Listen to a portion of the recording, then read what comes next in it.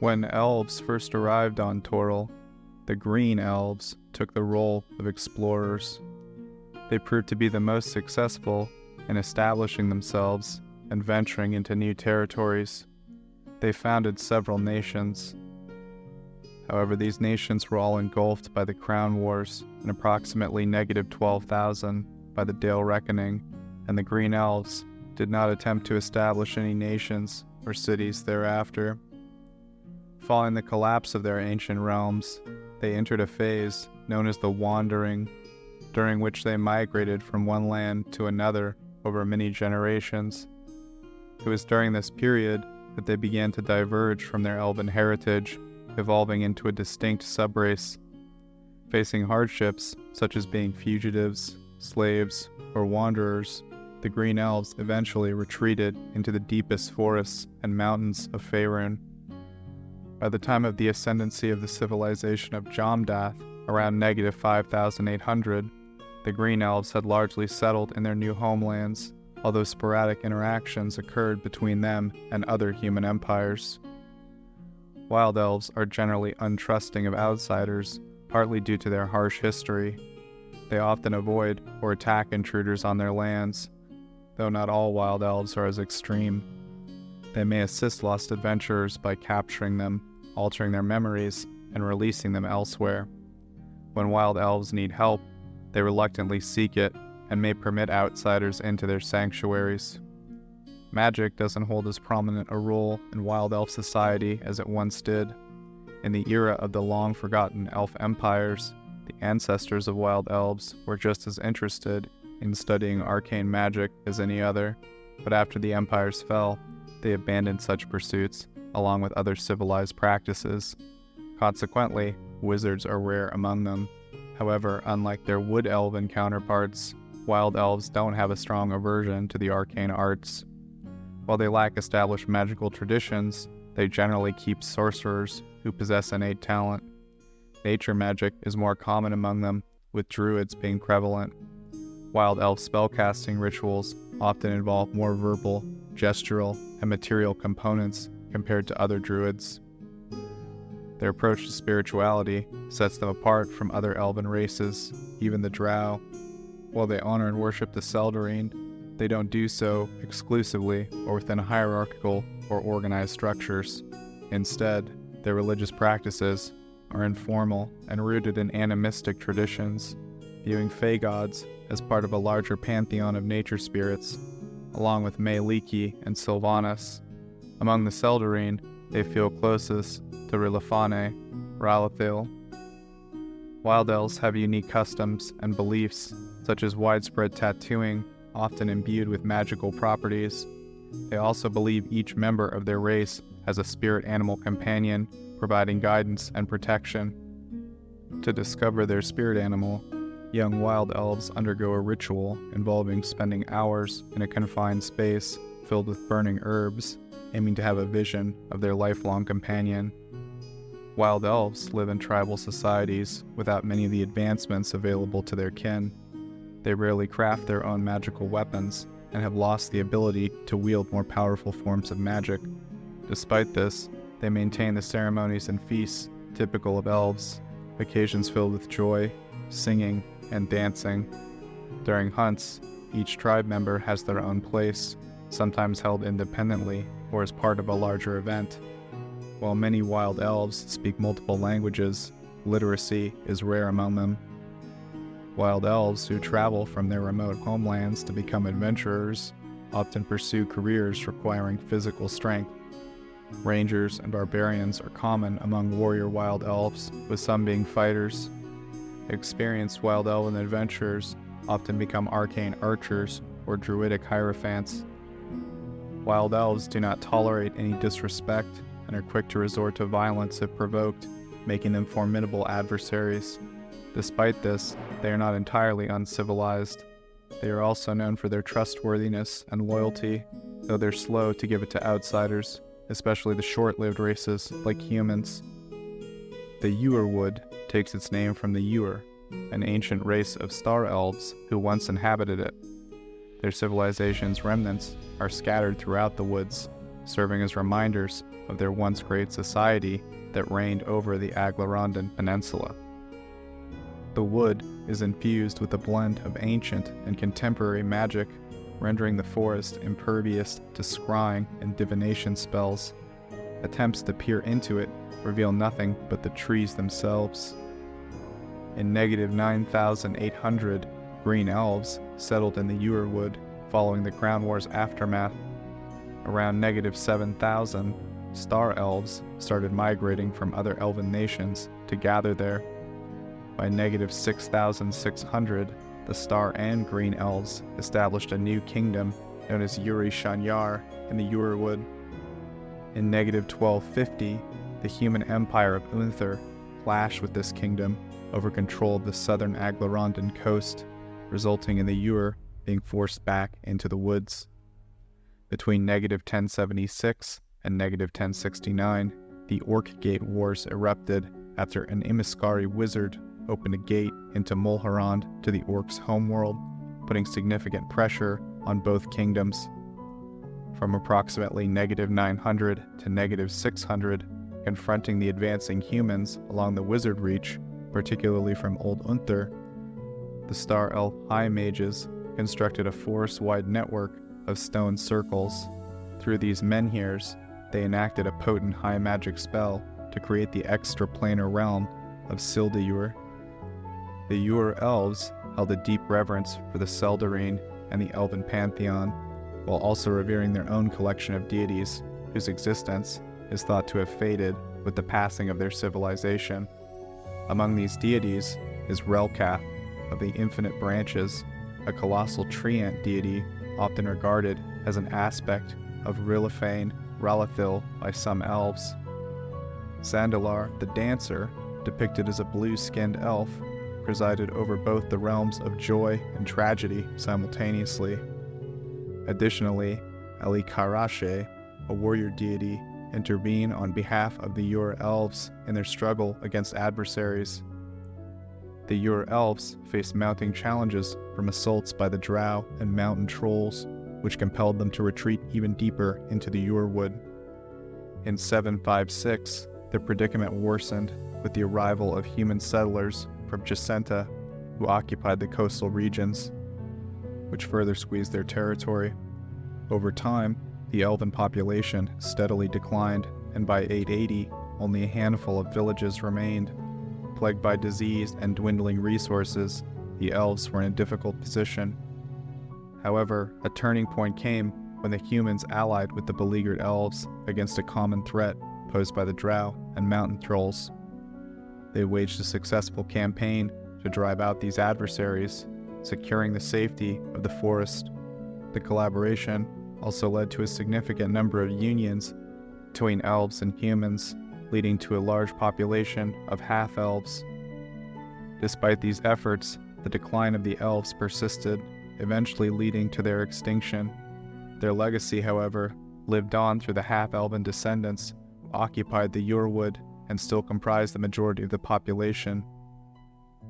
Although the coastal regions in the area were sparsely populated by humans, the number of fisherfolk surged in 756, resulting in the establishment of places like Korth, Ingdal's Arm, and Velprintalar. As these settlements grew and the human population expanded, they encroached upon the wooded territories inhabited by the elves and satyrs. To facilitate their expansion, humans offered rewards to adventurers willing to clear out hostiles within the woods. By 880, the outer regions of the Ewerwood were cleared, and humans eventually penetrated the interior. Despite cooperation to fight the Drow and mountain trolls, humans continued to push deeper into the woods, expanding settlements and agriculture. This led to growing discontent among the half-elves over the relentless encroachment, but their complaints fell on deaf ears. In 1065, the half-elves became increasingly agitated by humans clearing the woodlands for settlements, and they launched a retaliatory strike. Descending upon human settlements, they engaged in fierce combat, targeting any they encountered and driving them back toward their coastal cities. The coastal humans, fueled by vengeance, launched a counterattack from their capital at Velprin. However, the half-elves decisively defeated this counteroffensive at Ingdal's Arm, resulting in the complete elimination of the human presence there. Among the notable figures of the battle was Fenibal Thunder Bale, remembered posthumously for his heroic charge into the heart of the human forces. Although Fenibal did not survive, his valiant actions played a crucial role in securing victory for the half-elves in the battle. Fenibal's bravery continues to be celebrated by bards and minstrels in the region. Following the conflict, the king of the half-elves, Brindor, appointed his advisor Doran to take charge of the peace talks at Ingdal's Arm, who aimed to reconcile the half-elves and the humans. The majority of the surviving humans from neighboring settlements were willing to embrace peace with the half-elves, and thus discussions progressed smoothly. Not all humans were amenable to the rule of the half-elf king, and some chose to depart, migrating to Altumble or the Fang. Eventually, an agreement was reached, solidifying the foundation of the nation of Aglarond, with King Brindor at its helm. When Galeb Dur remains stationary, they can opt to resemble a boulder perfectly, but once they open their eyes or move, their dark, ominous eyes, wide mouth, and limbs become apparent. They move very slowly, with a steady pace, and the composition of their body always resembles the type of stone in their surroundings. Much like treants possess an inherent dominion over trees, the Galeb Dur exert control over the stone in their vicinity. They feel a duty to care for the smaller boulders and rocks surrounding them. They possess the magical ability to manipulate earth, shape stone, create openings within it, and transmute rocks into mud. These magical abilities do not stem from spells, rather they merely need to will them into existence.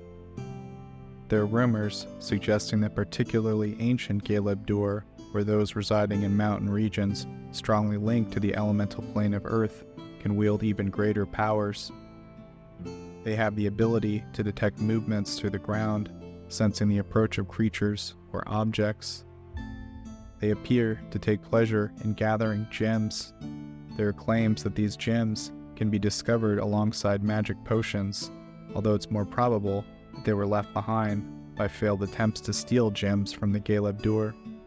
Apart from the gems they keep for themselves, they are known to be knowledgeable about the locations of veins containing precious metals.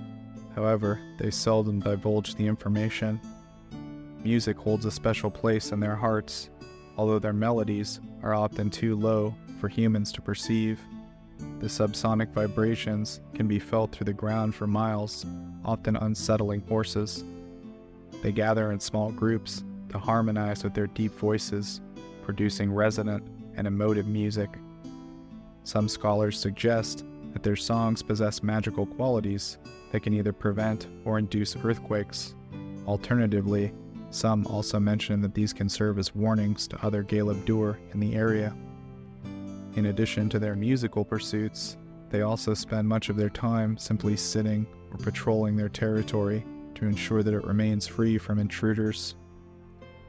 While they don't seem to adhere to a specific religion, they hold a belief in what they call earth power. They feel a heightened sense of strength in places abundant with stone and rock, likely due to a stronger connection to the plane of earth. This earth power is the source of their impressive magical abilities. Younger mountains, less affected by erosion from air or water, are thought to have the strongest connections to the plane of earth, making them the preferred inhabitants for Galeb Dur. They possess slow and deliberate action, yet they exhibit intelligence. They tend to be very territorial, however this gives them comprehensive knowledge about their mountainous abodes. Despite this nature, they are willing to form alliances with kindred spirits, such as Petch or treants in wooded mountain regions. King Brindor of Aglarond went to great lengths to form an alliance with the Galeb Dur in the region, offering them treasures of the earth and treaties of protection. He utilized their power over stone to construct vital fortifications that would enable the fledgling kingdom to survive the centuries to come. A great fortress was built at the mouth of the river Umber, known as Emek. To the south, he constructed a great citadel of black stone raised from the Umber marshes, known as Glorondar. Connecting these two fortifications is the Watch Wall, an enormous, magically constructed stone wall that extends the perimeter of the Dragon Jaw Mountains. Many of the early conflicts were with Thesk, a merchant oligarchy prone to raiding their territory. However, using these fortifications as a base of operations, King Grindor successfully repelled these raids and invasions until his death in 1128. Alfon Elosine ascended to the throne of Aglarond after his father Brindor. He significantly enhanced the nation's security and undertook extensive restoration efforts in the Urewood. Referred to as Alfon the Old in his later years, he passed away in 1189. That year, his eldest son Elfond ascended to the throne.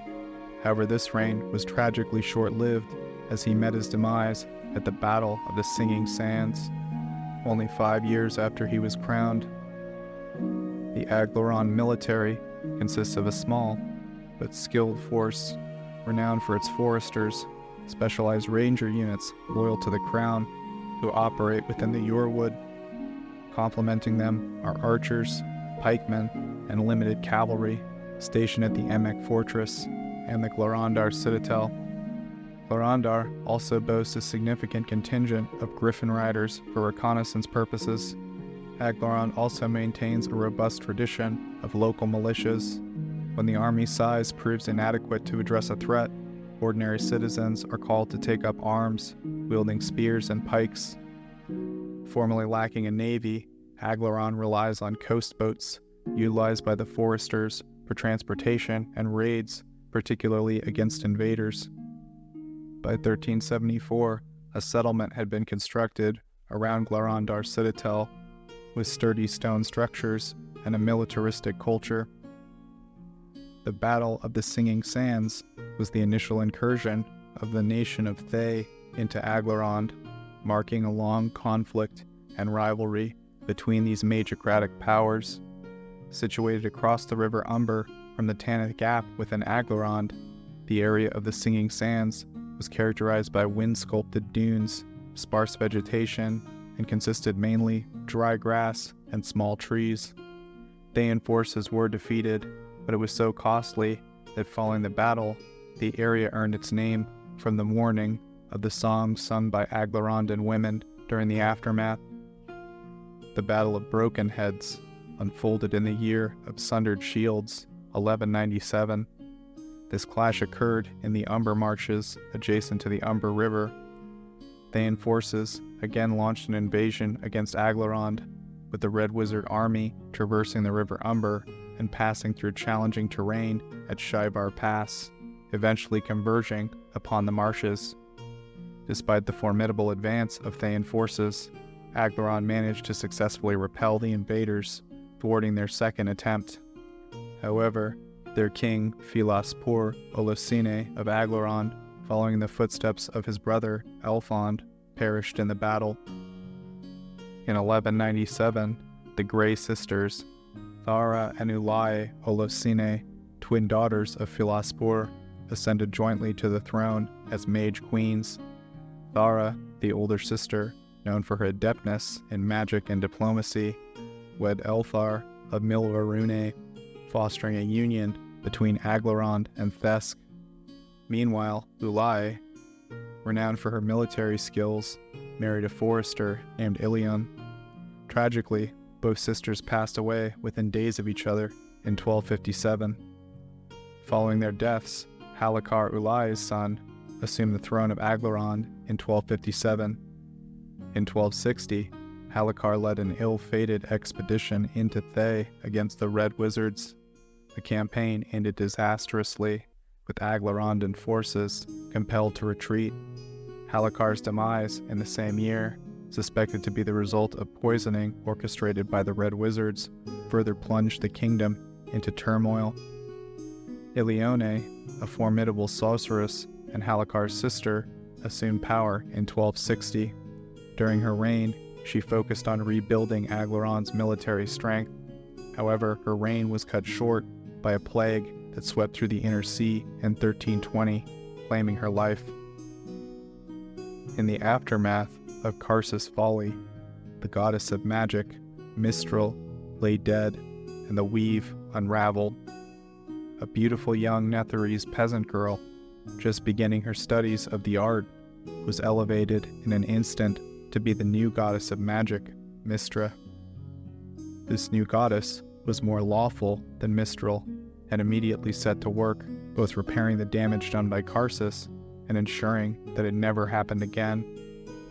In the year 761, the goddess Mystra chose to create 7 sisters, using 2 of her followers as surrogates in order to secure her influence on the material plane. The 7 sisters were born to Dornall Silverhand, a ranger, and his wife Elue, a formidable sorceress. They were all born between the years 761 and 767. Dornall was unaware at the time that Elue was also harboring Mystra within her body. As a result, their children were not just their own offspring, but the daughters of Mystra herself. Tragically, Elue succumbed to the divine power she held and passed away in 767, leaving Dornall to mourn her loss. Overwhelmed by grief, Dornall abandoned his family. The 7 young sisters were placed in the care of various individuals throughout Faerun. All 7 sisters have the status of chosen of Mystra, endowed with immortality and imbued with a portion of the power of the weave at her behest. They function as agents of her in the mortal realm, hating those who uphold goodness against those who seek to harm or subjugate them. Born in 776, Alastra faced an early loss with the death of her mother just a year later. Mystra, the goddess of magic, entrusted the young Alastra to the care of Uramue, a witch from Rashomon. Mystra had granted the witch spells that allowed them to govern Rashomon and fend off incursions by Fae. Following her departure from the witches, she embarked on a journey across the plains, her whereabouts shrouded in mystery for approximately 400 years. Eventually, she assumed the guise of Ilione's apprentice, the sorceress queen of Aglarond. In 1246, the renowned wizard Elminster revealed her true identity as a chosen of Mystra. Taking inspiration from an ancient deity of the primitive tribes inhabiting the Urewood before settlement, she adopted the name of the Simbul. Ilione appointed the Simbul as her successor, and upon Ilione's demise in the year of the Watching Cold, 1320, she assumed the leadership of Aglarond.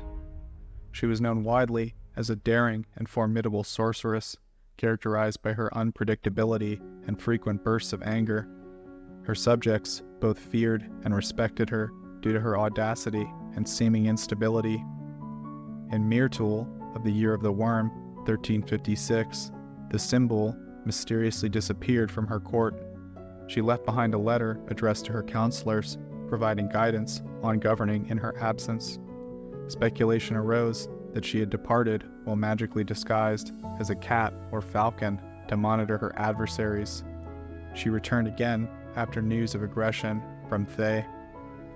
The Red Sword was a mercenary company of 2,000 members that was active in northeast Faerun sometime before the 14th century. The company was known to work with the Red Wizards of Thay, although it is believed that the Red Wizards hired them solely because red was in their company's name. When the Simbul learned of the Red Sword's connection to her enemies, she and her entourage intercepted them at Mistbridge under a flag of truce in hopes of convincing them not to attack the land of Aglarond. The mercenaries instead insulted the Simbul repeatedly and ultimately fired a volley of arrows at her. Losing her temper, the Simbul flew into the air, wreathed in flames, and without any assistance, annihilated all 2,000 mercenaries with her spells. The story of what happened to the Red Sword is the single best tale known about the Simbul as of the mid-14th century, and it had made her power and temper famous and feared across Faerun. Following the collapse of the Weave in the Spell Plague after 1385, the Simbul was driven mad. The only thing able to return her sanity was the consumption of magic and enchanted items, which Elminster brought to her whenever he could. Aside from these brief respites from insanity, the Simbul would transform into a wild creature, usually a raptor, and hunt wild game, eating it raw. She would return to only a few familiar places. Eventually, in a cave near one of these familiar areas, they placed a number of wards at the front that would terrify would-be intruders. At the back, an enchanted set of manacles that would give the Simbul comfort while keeping her restrained near an ever-full pool of water.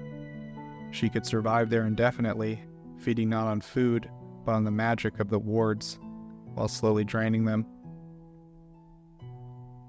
Vel-Sharun once vied for the position of Zolkir of necromancy in Thay, but clashed with fellow red wizards, particularly his rival Sas-Tam, leading to his expulsion from their government. Henceforth known as a renegade wizard, he rose to become one of the most formidable archmages in the realms by the mid-14th century. In the plains of purple dust, he discovered a method to obtain demigodhood, requiring the blood of adventurers for a potion. By the late 1350s, his opponents feared for their safety and the stability of the realms due to his actions. The process, which was devised by the god Talos, led to Vel-Sharun's transformation into a lich and subsequent ascension into demigodhood in 1368, wherein he gained control over necromancy, part of Siric's portfolio.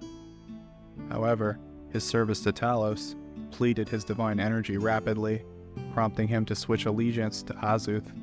Despite forming a clandestine alliance with Talos, using undead minions to sow chaos, Vel-Sharun was mistrusted by both deities.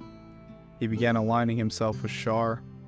Ultimately, he lost his divine domain in the Spell Plague in 1385. The Simbul destroyed Vel-Sharun in 1425, leaving his charred remains behind in Aglarond. Many believed that she had perished in the fire that obliterated Vel-Sharun. However, she had actually survived.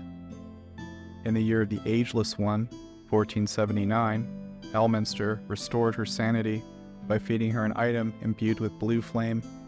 After her mind was restored, she charged both Elminster and Manshun to work together to gather all the blue flame together to restore Mystra. She then embarked on a journey across the realms, closing dimensional breaches resulting from the collapse of the Weave during the Spell Plague. Guided by Mystra and empowered by blue flame artifacts, she encountered a demon horde in one rift, nearly falling victim to their onslaught. Drawing upon the energy of blue flame artifacts, she vanquished both demons and closed the breach, but at the cost of transforming herself into pure silver fire. Subsequently, she rushed to Suzail to aid her beloved Elminster, arriving just in time to thwart an assassination attempt by Cormyr's war wizards who had mistaken him for an adversary.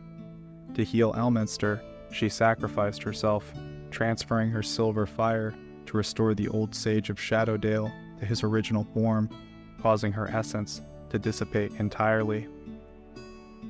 Over her century-long reign, the Simbul accumulated many apprentices, who in turn went on to train their own successors. Following her supposed demise in the Year of the Seven Sisters, 1425, her former apprentices banded together to preserve her teachings and techniques. They took on new apprentices and adopted the title of Simbarks in homage to their departed mentor, ensuring that her legacy would endure. The Simbarks of Aglarond embody traits reminiscent of the Simbul herself, compassionate and restrained individuals who, when provoked, unleash their magic with a ferocity that strikes fear into their adversaries. Each Simbark possesses the right to petition for a seat on the Simbark Council. However, this process entails assuming numerous responsibilities, engaging in politics, and may require months or even years before formal recognition and acceptance are granted. Nonetheless, not all Simbarks aspire to council membership. Some prefer to dedicate themselves to private study and practice, often venturing forth as independent adventurers. These remarkable individuals exhibit a vitality uncommon among wizards, utilizing their magical power to fortify their health and endurance. They demonstrate an uncanny ability to tap into fresh reserves of magical energy. Of particular note is their mastery of silver fire, a potent form of magic.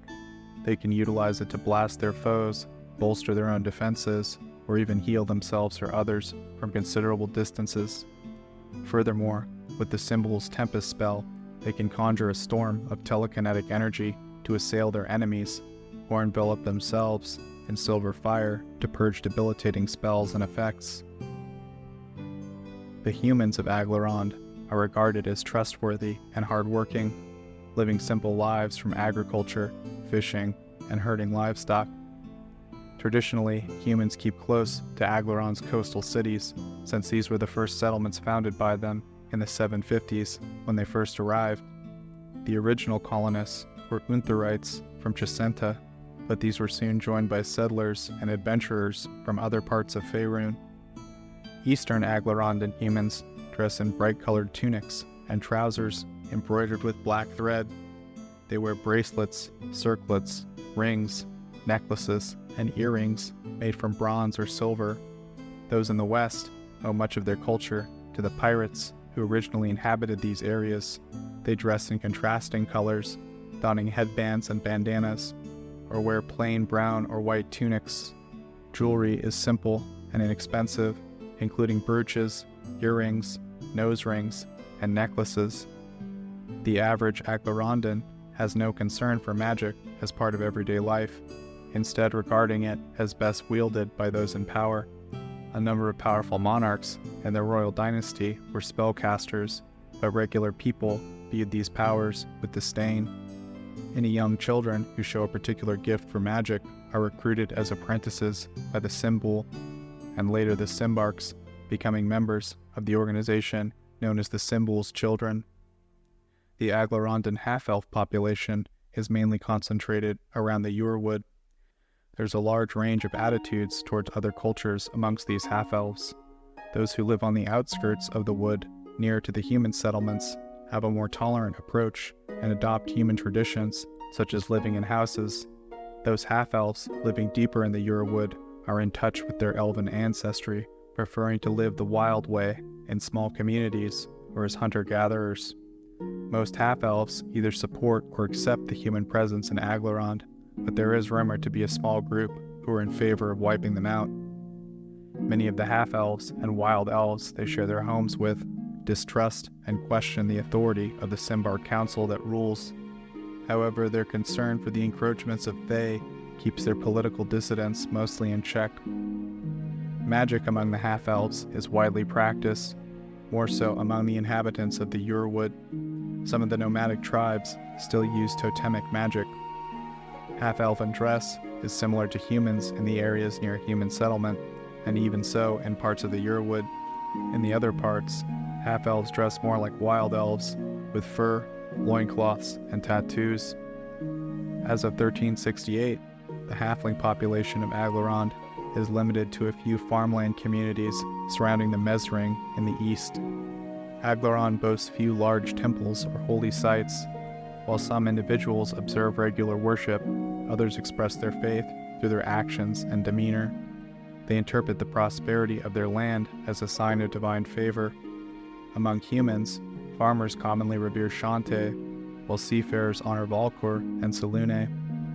Half-elves often show reference to Mealiki, Sylvanas, the Seldarine, or various human deities based on their profession or personal beliefs. Vel Talar, formerly Velprin Talar, is a settlement that serves as the nation's primary port. It boasts a large population, but lacks defensive walls. As of 1368, the city docks are equipped with cargo cranes and a limited dry dock. The waterfront features numerous small warehouses for cargo storage. As of 1479, the city relocated towards the receded shoreline of their coast, leading to the renaming of the old city to Old Velprin Talar, now a slum. The settled land further from the shore sits on a steep slope, resulting in closely spaced buildings and a patchwork appearance due to varying architectural styles. The city boasts a militia presence, with barracks. Griffinhide Keep houses soldiers and cavalry for the army. Notable locations include the Harbor Light, a stone lighthouse with a magical fire, the Paladin Inn, catering to affluent visitors, the more modest inn, the Sailor's Home, and the Council Hall, where the Simbarks convene. The city also features a temple to Shantae, known as the Green Lady's Keep, a white dome temple to Selune, called the House of the Four Moons, and the House of the Unnamed, the largest library dedicated to true name magic. The marketplace features the exchange of goods between local farmers and foreign traders. The former palace of the Simbul is now utilized by the Simbark Council to house and headquarter them. Inhabited primarily by half-elves, the people of the Yurewood forests are known for their warmth and fierce loyalty to one another. However, they are highly insular, showing little interest in events beyond their borders. While the residents acknowledged the authority of the Simbul, they later challenged the jurisdiction of the Simbark Council during the 15th century. Moreover, continual encroachment upon the borders of the Yurewood has made its inhabitants deeply suspicious of outsiders, including coastal Aglarondans. Consequently, interactions with strangers are rare unless circumstances demand otherwise. Although malevolent creatures are scarce in the forest, dangerous entities like vicious boars and monstrous spiders still pose a significant threat to unprepared travelers. The Menhir circles are remnants of the Ur civilization and consist of weathered standing stones inscribed with ancient elven dialects. While much of their magical potency has waned over time and the stones have become overgrown by the forest, they still serve as a network of portals. Knowledge of their operation was once held by an elite faction of druids and rangers known as the Masters of the Yurewood. Occasionally, these portals open spontaneously during a full moon, transporting travelers within the Yurewood or to other parts of Toril. Some circles even provide access to the demi-plane of Sildayur, though these portals typically only open for star elves themselves. The Sunglade, a meadow-like clearing at the heart of the Yurewood, is marked by two concentric menhir circles. The outer circle stones, nearly 20 feet tall, are dedicated to members of the Seldarine, adorned with intricate runes. In contrast, the inner circle stones, standing 6 feet tall, honor the forgotten pantheon of the forest's original inhabitants. Despite the passage of centuries, the Sunglade remains untouched by time, its clearing pristine and serene. During the Spell Plague, plague lands infested the forest, causing havoc. Portals within the Yurewood malfunctioned disastrously, leading to unpredictable destinations such as the Feywild or plains of devastating chaos. The ruins and menhir circles in particular appear to draw the Spell Plague, potentially due to their link to the Feywild. After the Second Sundering, the Yurewood reverted to its former state, and the portals resumed their normal operation. In 1432, during the Year of Silent Thunder, the fortress Emek was seized by the Thayians after a fierce battle between the Red Wizard's forces and Aglarondan troops. The onslaught, marked by a rapid and unrelenting attack, began with undead assaulting from Shivar Pass, while enraged monsters were magically transported by the Red Wizards directly into the midst of the Aglarondan ranks, causing widespread chaos. Falling behind were Thay's living soldiers, accompanied by golems, but their advance was halted before reaching the Tanath Mountains, precisely as planned by Thayan strategists. Exploiting the distraction, a covert unit infiltrated Emek and disabled its defensive spells and wards, allowing for the influx of hundreds of lesser Red Wizards via teleportation. Street battles raged for a month, fueled by shipments of undead soldiers brought down the River Umber from Nethentir and Nethjet, until all resistance was crushed, resulting in the massacre of civilians and Aglarondan soldiers. However, this victory came at a steep cost, with thousands of lesser Red Wizards, several thousands of living Thayan soldiers, and tens of thousands of undead perishing. The heavy toll tempered Zastam's ambitions for many years, redirecting his focus towards replenishing his military. Furthermore, it eroded the respect Thayans held for Tom as a leader, leaving fear as the sole force keeping them obedient to him. Tom appointed his loyal apprentice, Governor Undamora, to fortify Emek into a formidable Thayan stronghold with a significant undead presence.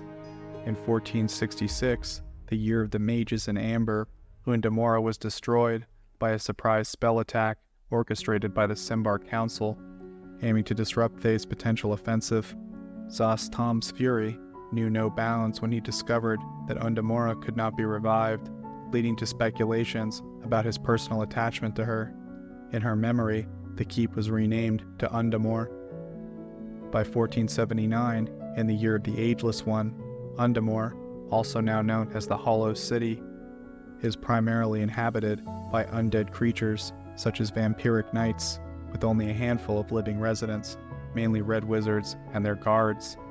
Governed by a single governor and 6 red wizard commanders, the most senior among them being the conjurer Rurelek Praetor, skilled in summoning monstrous beings like Behirs, chimeras, and ropers.